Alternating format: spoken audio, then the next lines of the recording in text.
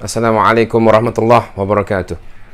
Tuan-tuan perempuan yang saya kasih sekalian, saya nak menjawab tentang satu lagi poin yang disebut oleh sebahagian orang yang kurang memahami tentang erti kata syirik yang sebenar. Contohnya, ada penceramah-penceramah yang kata gini tau, kalau bertawassul dengan orang soleh tak boleh, syirik, maka kita tak boleh minta tolong kepada makhluk yang lain. Semua syirik belaka. Baik, saya nak jawab. Yang pertama, ada beberapa poin.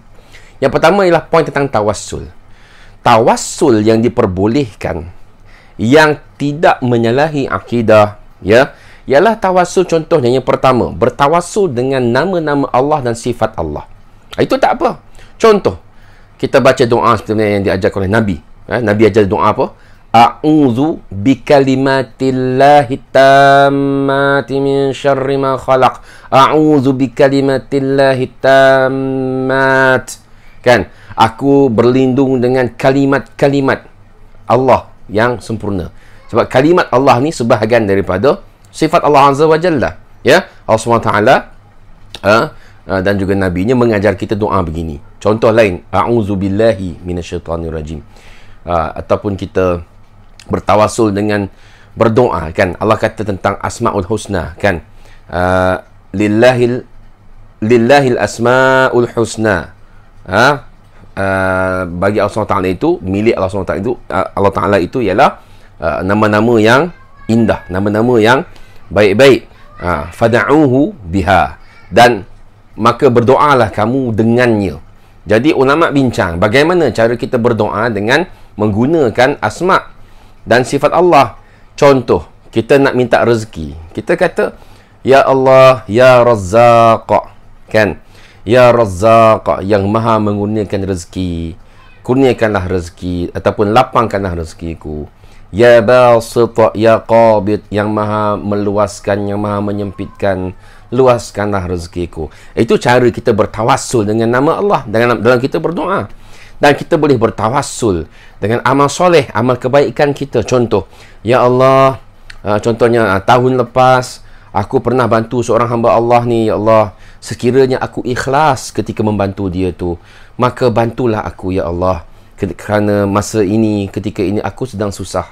Ya, jika aku ikhlas kerana-Mu ketika aku bantu hamba Allah itu, maka bantulah aku ya Allah. Ini bertawassul dengan amal soleh.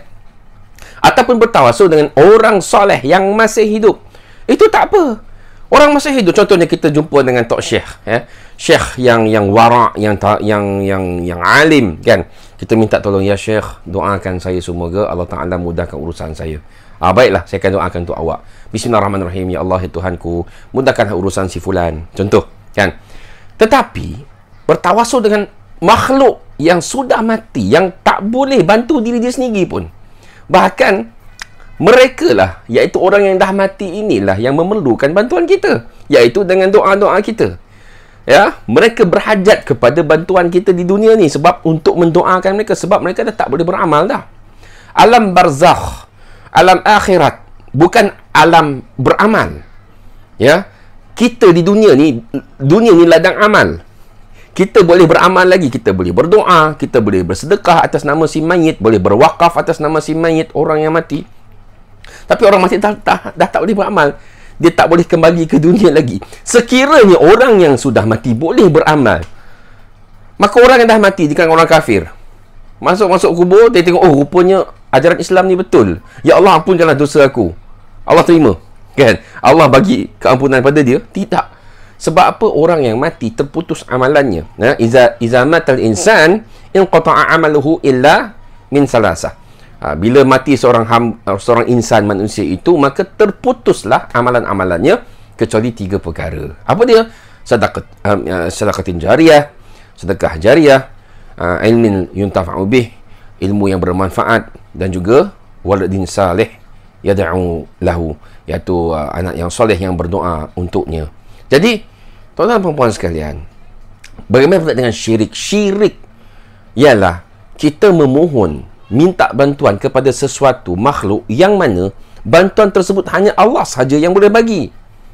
Sebagai contoh, ada benda-benda yang Allah sahaja yang boleh beri dan ada manusia yang boleh beri. Contoh, minta tolong pada ahli bomba. Sebab ada kebakaran. Boleh ke? Boleh. Sebab mereka mampu. Mereka ada peralatan, ada perkakas, ada, ataupun minta tolong pada ayah kita, kan. Contoh kita nak minta duit. Ayah, nak gunalah duit dalam 1,000. Kan, minta sesuatu yang ayah kita mampu beri. Tapi kalau minta sesuatu yang hanya Allah Ta'ala yang layak memberinya. Contoh apa? Abang polis, kurniakan rezeki kepada saya. Luaskan rezeki saya. Boleh tak? Itu tak boleh. Ataupun doa pada makhluk yang tak mampu buat apa-apa pun. Contoh macam patung batu. Kita minta, wahai dewa sekian-sekian, wahai datuk, wahai datuk, wahai nenek moyang, kurniakanlah kami kemurahan rezeki, mudahkan urusan kami. Itu yang namanya syirik. Ya.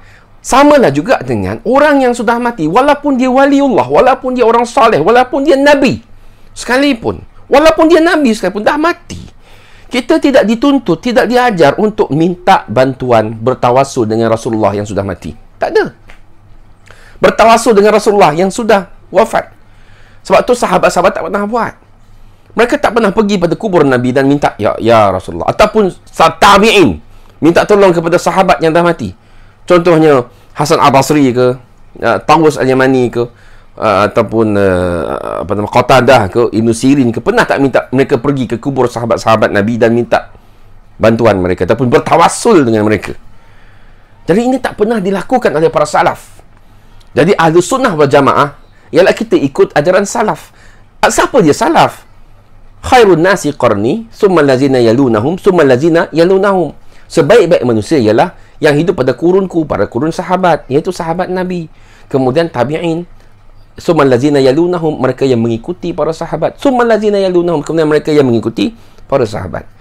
Tabi'in dan atba'ut tabi'in. Mereka tak pernah buat. Ya, jadi tawassul kepada orang yang sudah mati, yang dah di dalam kubur, ini tak boleh dilakukan, tidak boleh dibuat. Ya. Sebab itulah sampai sekarang, mana pernah ada ulama ahli sunnah yang kata boleh pergi ke kubur Nabi, makam Nabi, mintalah, bertawassullah di kubur Nabi. Sebab itulah orang kata Wahabi. Ni bukan masalah Wahabi, ni masalah akidah, Syekh. Kita nak selamatkan akidah kita. Kita nak selamatkan akidah generasi Islam kita. Jangan sampai ghulu, melampaui batas dalam bertawassul sehingga akan melahirkan ataupun mewujudkan kluster penyembah berhala di kalangan umat Islam. Na'udzubillah min zalik. Itu sahaja. Assalamualaikum warahmatullahi wabarakatuh.